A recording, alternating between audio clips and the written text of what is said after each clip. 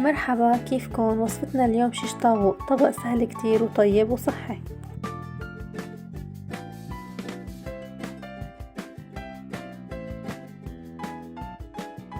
أنا هون عندي 3 صدور دجاج مقطعين قطع متوسطة الحجم، وبضيف عليهم فصين توم مهروسين، معلقة صغيرة بصل بودرة، نص معلقة صغيرة قرفة، معلقة ونص من البابريكا، نص معلقة فلفل أسود، معلقة هال مطحون، معلقة كزبرة مطحونة، وربع كاس زيت زيتون، معلقتين لبن كبار وعصرة ليمون. بنخلطهم منيح وبنخليهم ساعتين على الأقل قبل ما نشويهم.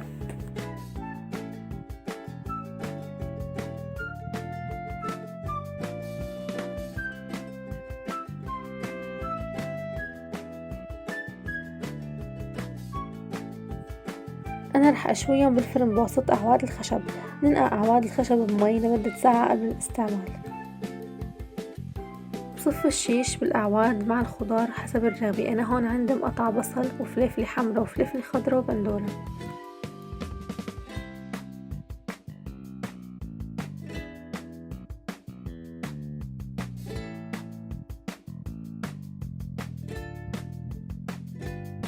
صفهم بصينية الفرن وبستعمل تحتهم ورق الزبدة حتى ما يلزقوا، وعلى الفرن على أعلى درجة حرارة من فوق ومن تحت.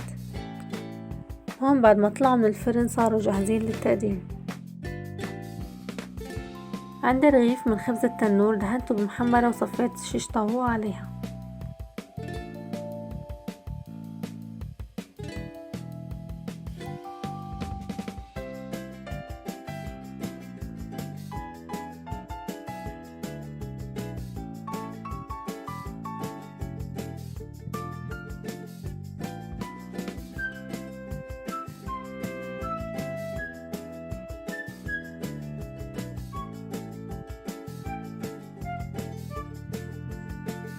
فيكن تقدموه مع سلطة البيواز والبطاطا المقلية، كتير طيبين سوا، وصحتين وهنا.